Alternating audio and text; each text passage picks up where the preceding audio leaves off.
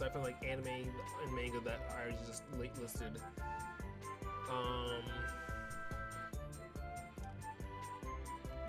There might be more books for sure, but like those are the books I read that stuck with me as a kid and shit. That oh, the Odyssey, obviously the Odyssey. What if I spell this right? The Odyssey, Greek mythology, and a bunch of other mythologies, Roman, you know, Egyptian, Japanese. Let me write that down too. Japanese mythology, religion, Christian religion, Buddhism. You know what I'm talking about? A lot of different things inspired this book. Okay, I'm not gonna list everything, but I think that's good for that information genre. Like I said, this is gonna be, it's gonna be a big fucking project. This current thing I've been working on not for years, but definitely for a while. I want to say probably not since 2018, but since 2018, I've taken an undertaking of writing the series, and it's 2025 now. So not only has it basically taken me 7 years to write this, but to like begin doing it. Because here's the thing, I've been thinking about this story since I was 15, bro.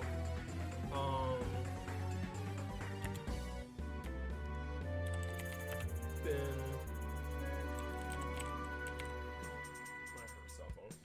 thinking about this story since I was 15 and in the 5th grade.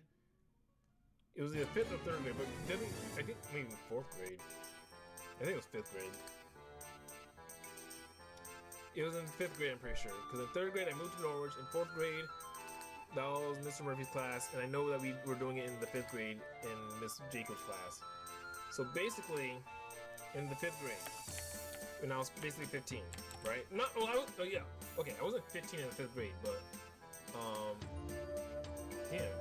I was young. I was young when I started this shit. I was in 5th grade when I started this shit, but I've been thinking about the story since I was 15, basically, and like really developing and writing it since I was 15.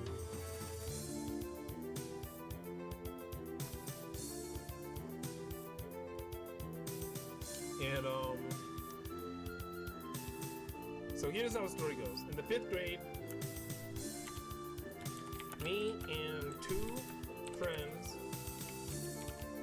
we'll call J and D began this concept basically when Naruto came out on Toonami.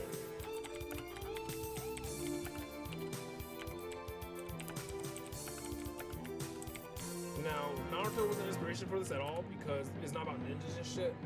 But basically, when Naruto came out, we were like, dude, we were like massively inspired by anime all of a sudden because like we got new anime. We were like in 5th grade. We love anime and shit. So me and 2 friends began this concept when Naruto came out, and I'll give that credit to Naruto. It wasn't One Piece because I already knew One Piece on like 4Kids and shit, but it was Toonami. It was Naruto first. So I have to give that credit to Naruto. So I'd rather die than give any credit to Naruto. But basically. Naruto came out in Toonami, me and my friends were in 5th grade, and we were like, yo, let's make a manga or anime. And we just started drawing and making characters and shit, alright? The character I created was named Baku. My character was Baku. Jay's character was, I think his name, I don't know if he chose Dylon or if I chose Dylon for him. It might have been me, but he might have chose Dylon. I think he chose Dylon, but I might have chose that for him. I don't know. Because when I was a kid, I was already thinking about this shit, bro. I was already playing games. I was already playing Pokemon. You know, I was already a nerd. And, you know, I was the nerdy kid in class that would play fucking Pokemon and video games still while all the other kids were talking about fucking Jersey Shore and having sex and shit by middle school and shit. I was still playing fucking Pokemon and staying home and shit, playing games and shit. You know what I'm talking about? All the other kids are like fucking adults by now and shit. I'm like, what fucking happened in 5th and 6th grade that all of a sudden you guys are talking about fucking sex and shit, and I'm still talking about fucking writing characters and shit and books and shit. Like a fucking actual fucking 6th grader shit. But basically, I came up with Dylon either for my boy or he cut that off for himself. And then my boy D's character was Kaishi, okay? So it's Baku, Kaishi, and Dailan, alright? Those are the three main characters that represent us and stuff, okay? Now, in middle school, we all split apart. And, I went to one middle school, D went to another middle school, and, Jay went to, I think, probably another state and shit. But you didn't go to the same middle school as us. Well, I think you went to the same middle school for a while, but you went to a different high school, I think. Yes, he went to yeah, I'm pretty sure he did. We were in the same middle school, but he was in a different high school. But we were in the same classes. We were separate types of classes. Because in middle school it was grade A and grade B, and I was part of E, he was part of A. I think A was the smart good kids, and B was the lesser dumber kids. It was true though, because my entire 6th through 8th grade class were dumber than the 8th grade shit. But I was part of that shit, so what does that mean? So we all got separated, but I reunited with D's character in high school, in 9th grade. Now, by that time, he probably wasn't really thinking about it or remembered it, but I still did. I still remembered it in high school. So, separated it in middle school.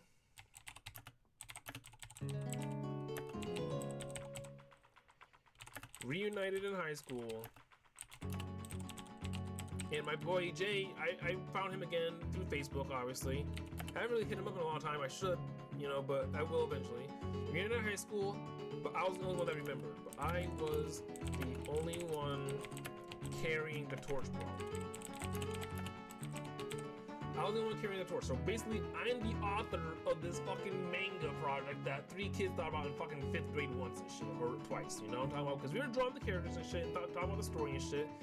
And, I was going fucking God mode, thinking about everything and shit. And my other friends were like, trying to keep up and shit. And I was like, yo, we should do this and that and this and that and shit. They're like, oh God, yeah, dude, and shit. But I was the one that, like, carried the torch, obviously, and shit. And this is still my dream and goal, bro. Like, I don't care if this is a 5th grade dream or a 15-year-old dream, and I'm 20, I need to move on and fucking get a real job. No, alright? I'm still gonna write this fucking book, and I'm gonna see if it does well, alright? So, yeah. Since I was the only one carrying the torch, I'm the one writing the book. The book's called World Guardian, okay? So that's the origin of the book.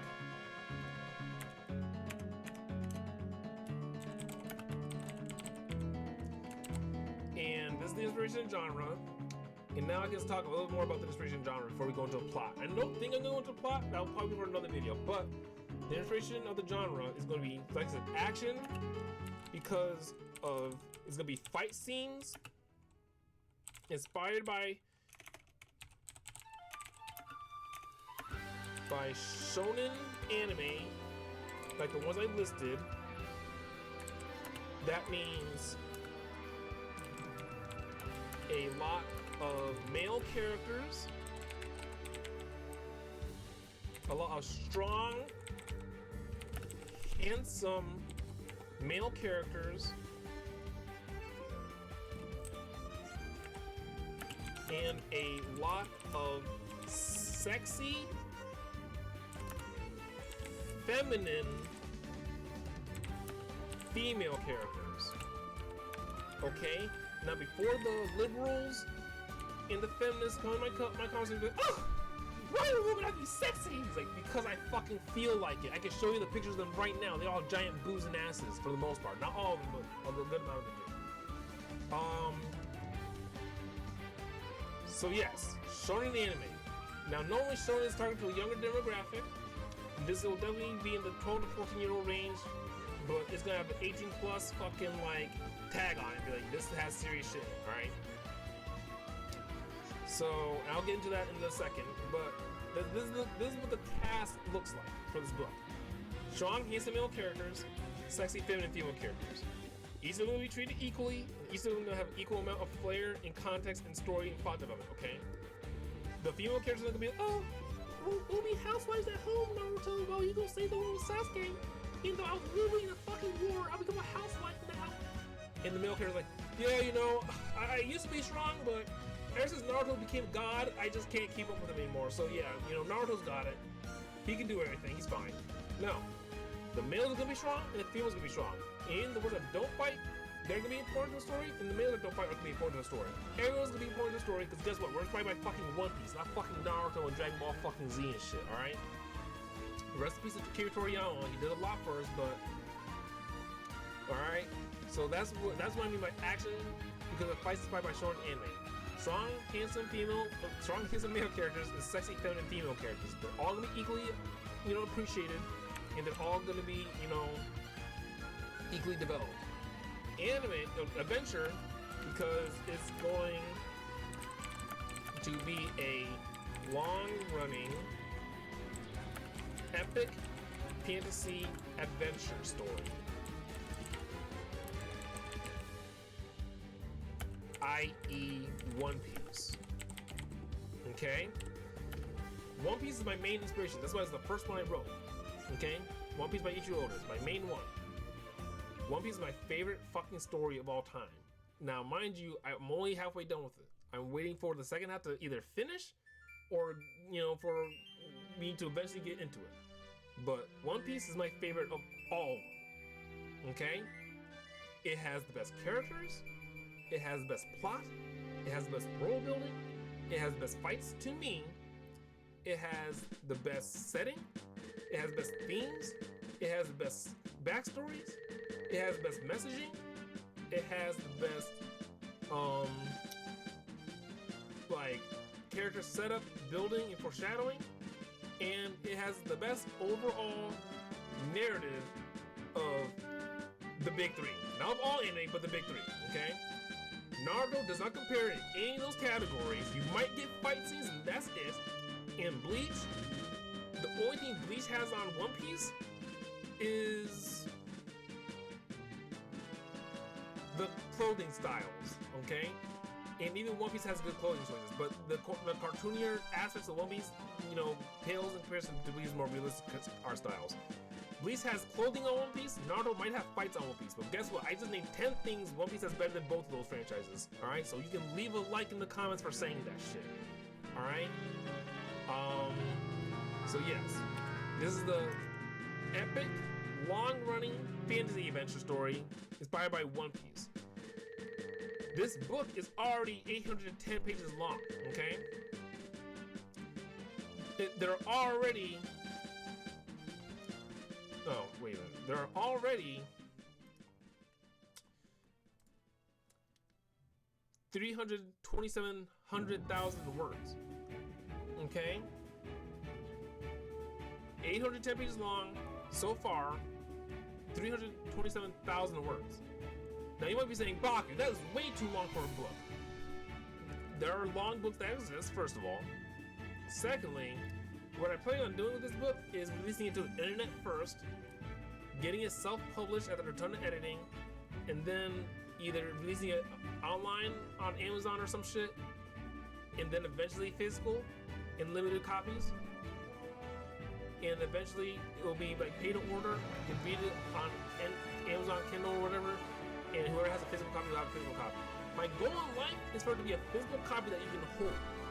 I don't care if I hold 400 of these copies and no one buys a single one of them. I just want that I can hold it. It's gonna be a chunker of a book that you can buy for $5 and read it and enjoy it. Okay? I don't want to become J.K. Rowling. I mean, I'd love for it to pop off, but I'm not trying to become J.K. Rowling in one book. If it somehow gets picked up and someone's like, yo, we got 15 deal book series for you, bro. I'll try my best. But the way I write and shit is not easy. And it's not gonna be like, yeah, I was banging out a 300,000 chapter book, 300,000 word book in less than a year, bro. No, this shit has taken me a long time to get to just this first book. I wrote the prequel of this book, and that took me maybe 2 years of writing and editing it. Planning, writing, and editing took me 2 years. This book, the main first book of the series, has taken me 5 times the time because of work, traveling, not being on a computer, finally getting my own computer, sitting down to do it, planning the book out for the last 15 years, the plot of it, for just one book of this massive saga I'm talking about, the characters, who's going to be in the book, who's not going to be in the book that I used to think about as a kid, I get rid of that character, and fucking 1,000 other things. So when I say this is an epic fantasy adventure, why do you think I wrote down Lord of the fucking Rings in the fucking inspirations and shit, alright? Can you still see? I'm not fucking full screen. No, you can see me. It's monitor capture, bro. it says fucking Lord of the fucking Rings for a reason, bro. You know how many characters in Lord of the fucking Rings? A lot, okay? I'm not saying, oh yeah, you know, this is gonna be a 3-book banger. You know, I'm not saying that Lord of the Rings is a 3-book banger, but like, I'm not gonna be like, oh yeah, you know, 3-book banger. Yeah, there you go. No, bro. Nigga, I've been thinking about this shit for the last, you know, 15 years. I'm 27, gonna turn 28 next month, bro. I've been thinking about this shit since I was 15 years old, bro. If not younger. We're talking, bro. We're locked in, okay? So yeah, when I say fucking epic adventure, it's not just gonna be done like, oh yeah, he beat the last boss, everything's fine. No, dude. After the last boss, this is gonna be New Game Plus and more New Game Plus, okay? Like, dude, it's not that simple, bro. That's why this first book in this franchise that I'm writing is literally within this rough draft, 810 pages and fucking 327,000 words, okay? Honestly, rough draft, don't freak out. Oh, that's way too many words, Baku. No, it's rough draft, so it's gonna be less, hopefully. But that's where I am right now, and I'm 90% through writing it, okay? That's what I'm talking about in the first place. Comedy. Inspired by anime. I mean, how else can we talk about it? Inspired by anime. The book itself is inspired by anime, okay? Shonen anime. Shonen anime are hilarious for the most part. Do I need to break down each fucking comedic element of fucking shonen anime? You watch shonen anime, I assume, right? Fucking funny moments, boob jokes, butt jokes, fart jokes, sex jokes, edgy humor, okay? You know what I'm talking about? You might be like, oh, was that a racist joke? Yeah, but not directed to any real life fucking group. It's a fantasy. Oh, was that a president's joke? Yeah, not to any real life group. It's fantasy. That's why it's comedy. Because it's supposed to be absurd. Absurd realism. The doy, like, I'm not trying to have SJWs and people on Reddit and Goodreads, but XGD Baku 15 wrote a racist joke about furries. Like, yeah, because guess what? Furries are weird, alright? But guess what? They're included in the story because they exist. Anthropomorphic animals. That's weird. So guess what? It's made fun of, just like every other thing they can think of. Who's gonna censor comedy? It's ridiculous to do that, alright? Absurd realism. Inspired by anime. Everyone can get cooked. Everyone can get cooked. Okay? It doesn't matter who you are. Gay, straight, lesbian, or trans. If I think of a fucking line that would be hilarious, it will be in the fucking book. Maybe not in this book, but it will be in the series. And trust me, this is my only fucking idea. Okay? World Guardian is not my only idea. This is just the tip of the iceberg.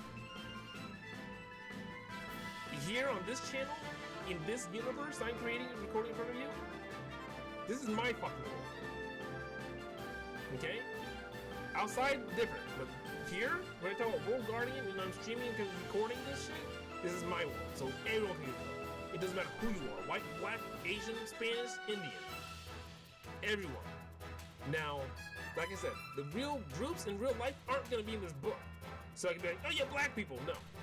It's just that anyone in the fucking story can get fucking joked on because it's comedy. Alright? It doesn't matter if you're punching down or punching up. It's comedy. It's a joke. Relax. Liberal. Fantasy, i.e. swords and magic. Honestly, I told you my inspirations. After Our Last Airbender, Tales of Symphonia, you know, Marvel, DC, Aladdin, all that shit. I don't need to get into it, but there's a lot of it. Swords, magic, dragons, right? Elves. Like, let's fuck it. Let's talk about it. Like, dragons, elves, different species, furries, fucking half human races, half furry, half dragon, half elf, fucking, you know what I'm talking about? Everything. everything, all right? Like not everything, but like, you know, it's fantasy. If I can think about it, it'll be it, all right? Sci-fi elements, technology and science. Really don't have to break this down a whole ton. Just like, you know, fantasy, like, seriously, you know what that shit is, right? There are laser guns. For starters, laser guns, military tech. Let's see, what else can we talk about? I'm about to start rambling and shit. You know, I want to do this for a whole nother video and shit. But you know what I'm talking about? Like, this is what the inspirations are that are included in this book and shit, right? I'm going through this because this is literally my 2025, you know, video. Like, this is what I plan on doing for the rest of my life and shit.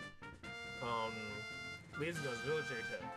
You know, big bustling cities. Big bustling cities. Fantasy. Magic forests and villages.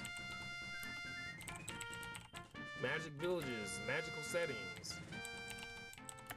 Right? But at the same time, big bustling cities, castles, you know? Castles, palaces, kingdoms, big bustling cities. What else? In terms of sci-fi. Now, time travel's a thing. I'm not gonna write it down, but time travel will be a thing way later. But you know, modern medicine, cars, planes. You know what I'm talking about? It's not gonna be posters and arrows. Like, no, bro. It's not European, bro. It's literally my own fucking world. It can be anything. Cars, planes, trains, boats. You know what I'm talking about? Cell phones, damn it. You know what I'm talking about? It's everything. Everything is here, bro. It's not just gonna be, oh, send a message of President Allah to the land of Agrabah so that Erythril of the family tree of Eurysthane can get this letter to know about the happenings of Silverndil in the forge of Ethengard. Like, no, dude. Look, yes, but no. Like, people will be like, yo, Baku, I need your help with something. What's up? Like, you know what I'm talking about? It'll be that. Like, come on, bro. If you want to talk about romance, well, language and how people talk, it's a whole nother thing too. All right, but we're not gonna get into it. Oh, let's see, what's the next I can talk about? So we just talked about sci-fi and magic. Next we talk about slow-burn romances, because that's the next thing on the list. In relationships, like I said, relationship building like a JRPG. Now, it's not gonna be like, oh, Bob can talk to this character in a heart form. Like, no, it's gonna be like, look, the characters are gonna talk to each other and become a team. Okay? They're gonna literally be friends. That goes for everybody. If you talk to this person, you're like, well, that character's kind of maybe weird, or that character's or whatever. There's so many different things. I don't like this version of the I don't know why they got rid of the version of the one. I guess we're done with, don't tell me about it. I guess we're done with Zelda. Let's talk. And then not have the original? And then not have the original. Don't. Please. Let's listen to Final Fantasy. Actually, no, I said Dragon Quest is my inspiration. We'll listen to that instead. Ooh, am I gonna listen to Warcry? Yeah. Alright, Warcry. Even though we're talking about romance, we're gonna listen to Warcry. Warcry is romantic. You know? War's romantic. Very romantic. It is romantic. Yes, sir. This is coming back home? Yes! Exactly. Literally, one of the characters, like, he is in a long relationship with another female character, but he's on this mission adventure, bro. But like his thing is at home, bro. You know? And it's not will they, won't they, oh, when are they gonna get married? Like, no, it's like literally the two adults that are like taking life slow and like enjoying it for what it is, but now the story's happening. So now they have to kind of like separate and do this shit. But it's like they're established, but there are characters who aren't established that meet each other like, okay, like will they, won't they, slow burn, like all the romantic tropes that you guys love. Sarah J. Maas, she's right here on my shelf. I didn't show you guys her, but she's right there. Not Throne of Glass, A Court of Thorns and Roses, alright? Like, I haven't read it yet, but I know the people like it and shit. The girlies like it. Who else?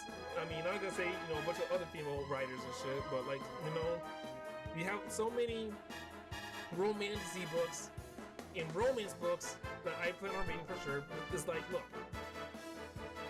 romance is a thing.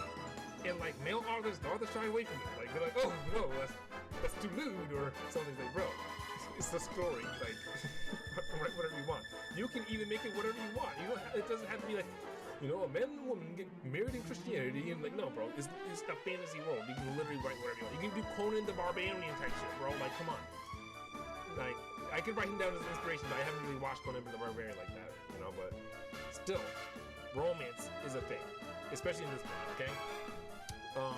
Really not gonna get super deep into it, but like, it's a thing. It exists. The characters fall in and out of love with each other, you know, and there are positive depictions of it and negative depictions of it. So, yeah, there's gonna be a lot of unsettling themes involving all of this shit too. So everything I said that sounds positive at this point is also negatives about it too. So yeah, and like I said, it's not written like a lit RPG where you see numbers and stats.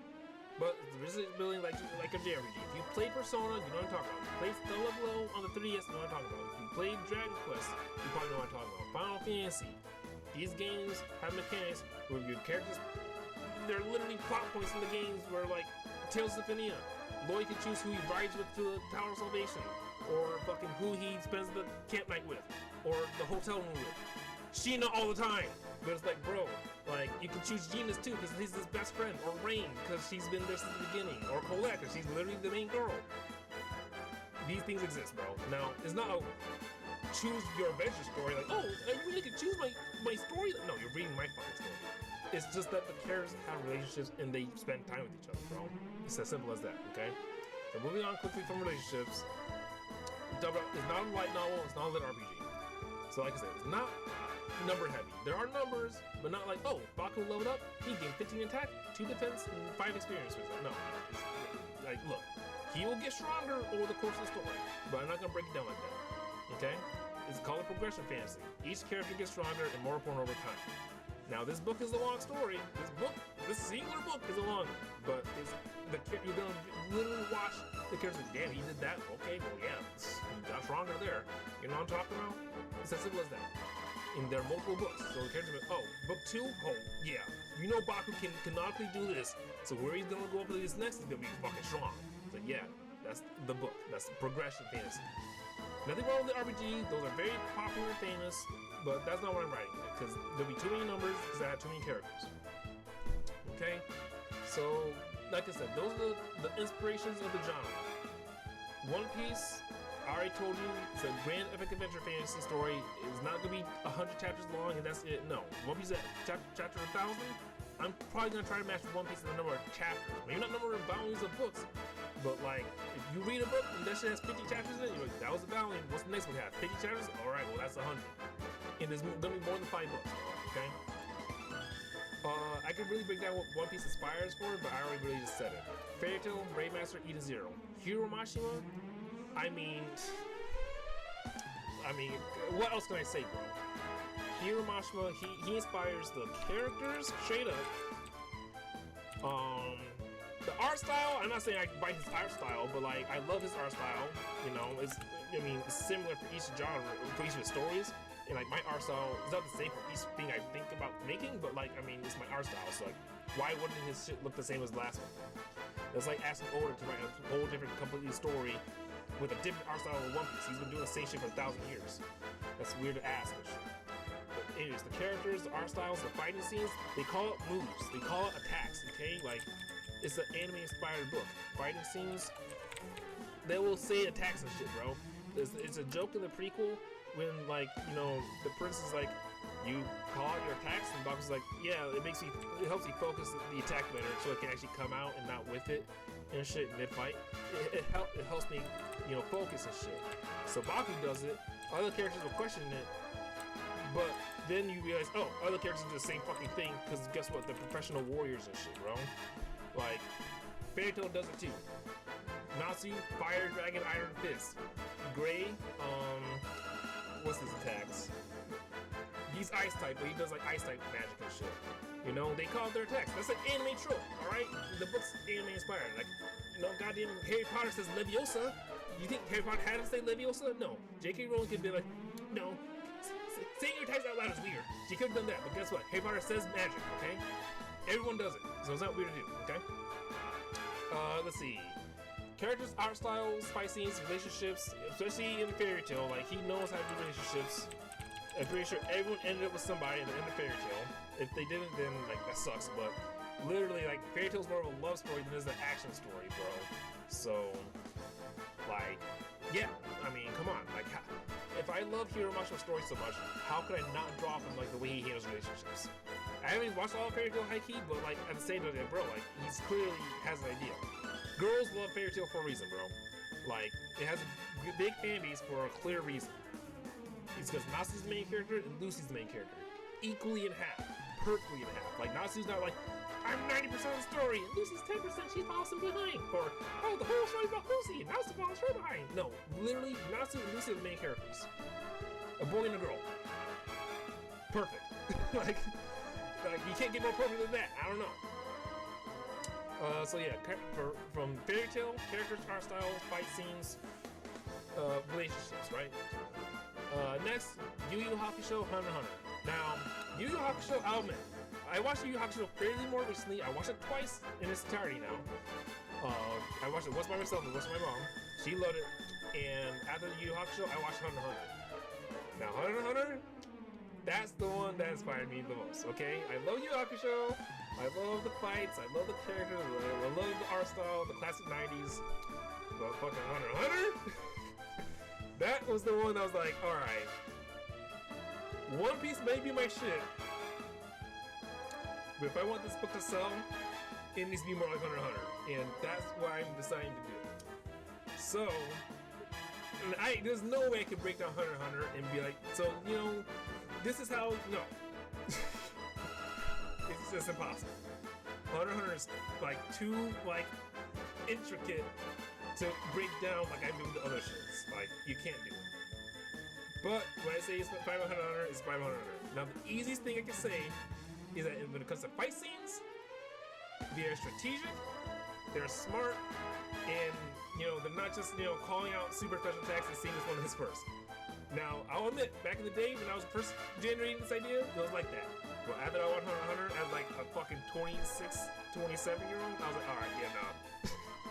Like, it has to be smarter than that. And, I mean, based on what I'm writing right now, no spoilers, but I think, like, my fight scenes, not to gas myself up, no, but, like, I'm just saying, like, I think my fight scenes are really, okay, yeah.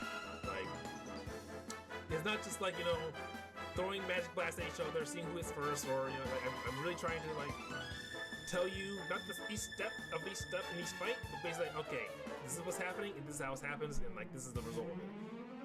The thing about Hunter x Hunter does is that it's not just like them throwing hands and destroying each other. Like, each character has a plan and a strategy, and they're just fighting each other's strategies. And not saying that that's all World Guardian does, but each fight is not just like an all-out brawl. There might be a brawl, there might be a monster fight, there might be a chase scene, but not every fight is like bang, bang, bang, blast, blast, blast. Like, no, sometimes you gotta be like, alright. Maybe I have to chop down a few trees just so I can beat this one creature. Because I can't physically hit this one creature. So I have to destroy the environment around it or do something different. You know what I'm talking about? It's that kind of shit. So that's what Hunter x Hunter did to me. It goes way deeper than that because Hunter x Hunter is literally my second favorite anime. It goes One Piece, Hunter x Hunter, the Fairy Tail. Like, I know I type Fairy Tail first and shit, but when I watched Hunter x Hunter, bro, it literally changed something in my brain. I was like, yeah, I gotta do that. Like, and that's why I call him Togashi Goat. Like, he's not to be fucking trifled with, bro. He's the goat for a reason, bro. So, quickly moving on from that because there's no reason for me to harp on Hunter x Hunter even more. The last couple anime I'll talk about real quick. A Certain Magical Index, A Certain Scientific Railgun. What can I say about these that haven't been said already? Let's first focus on Railgun. Let's talk about how this guy handles so many different characters with so many different abilities in this crazy fucking world of science and magic that, like, I'm like, you need to put out a science book to understand what the characters are doing. Because not only will he explain it, especially in anime, though, they'll still explain it in anime. But, like, you have to go, okay, so you're telling me this guy can turn the air into fucking explosive fucking oxide? Like, what are you talking about? How does he do that? No, this is how he does it. Of course this logically makes sense. That's crazy to me. Now, I'm not saying that characters in World Guardian do that, but like, it's the science and the magic. Both of those exist in this world. It's not just like I said, horses and arrows, medieval European shit. And it's not just like space patrol, deep space science shit. Like, no, it's literally fucking both and none at the same time. Like, it's everything. Like, so Railgun and Index. First of all, let's talk about is the characters for me. The fights, yes, the characters definitely, and definitely want to say the relationships, because like I said, it's still one guy doing all this shit. Like I said about Oda and Mashima, their relationships, but I mean Railgun, like they're literally like all like high school students and from different high schools and shit. Like it's not just one high school. It's like literally all of fucking Tokyo or wherever it's called, Academy City. It's all those classes and schools combined, and there are stories for each of them. It's not just Railgun or Tomo Kamijo. There are books of the other characters too that I plan on reading. I'm like, dude, it doesn't end. There are literally videos talking about it and shit. It's like, yeah, he has so much fucking content. It's crazy. So like, that's my guy. I don't remember his name. I could probably pull up the fucking, what's his name? No, that's Ruby. Ruby's an inspiration too, but I didn't write it now.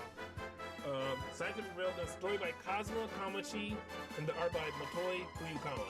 So this dude, Kazuma Kamachi, he's the guy behind it. He's behind Index, which is the original story, and Railgun was the spin-off story, the one that I love personally the most. And it's just crazy. So yeah, like, those definitely inspired me, because like, those are animes I watched. Well, I watched Railgun way early, and I actually kind of finally finished it recently. But like, I found Railgun back when I was in like early high school, and I always liked it, and I always remembered it.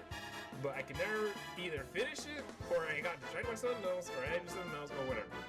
I finally finished it, and I finished Railgun, Index, and Accelerator.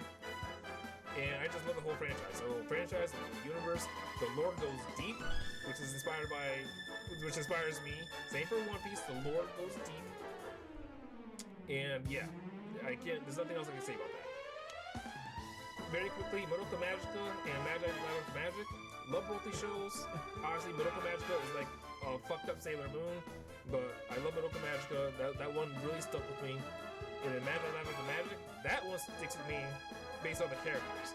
The world is great. It's a very it's a fantastical version of our world, but it's the characters that stand out for me. So if you know the characters of that show, that really falls onto me for the inspirations here. Okay, gonna quickly go through the cartoons and video games. Let's do the video games first, because I literally just finished it, but it's not that much. I mean, yes, there's a lot of games I did play that inspired me, but let's just get through it. Zelda Ocarina of Time, that's the major inspiration for this whole story. Zelda Ocarina of Time is not my favorite Zelda game. It definitely is. It's one of the ones I beat and played. There are more other ones that people consider better or worse or whatever. Ocarina of Time, story structure-wise, is my favorite one. Nothing comes close to it. There are other good ones though. You know, Majora's Mask is good, Twilight Princess is good, and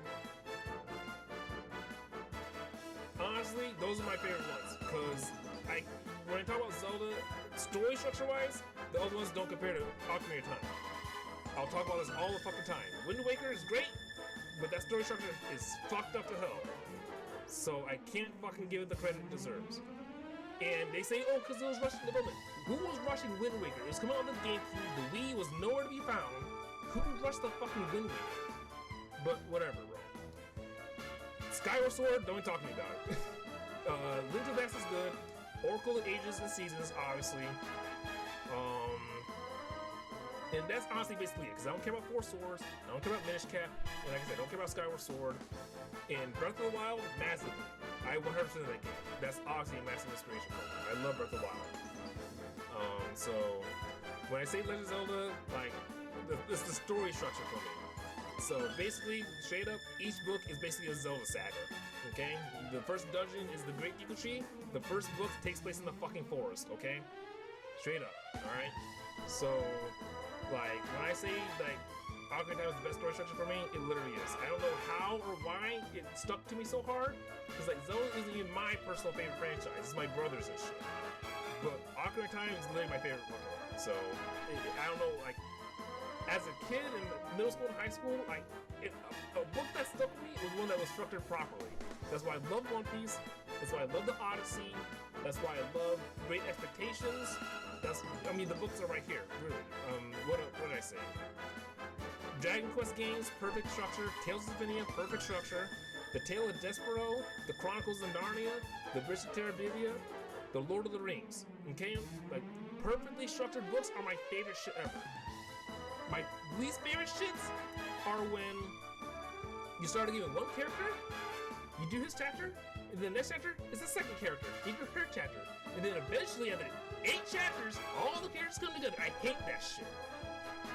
That's why I don't fuck with Mother 3. Matter of fact, they put Earthbound on this shit. How do I forget about Earthbound? God damn it. Earthbound, major inspiration here, bro. Not Mother 3 though.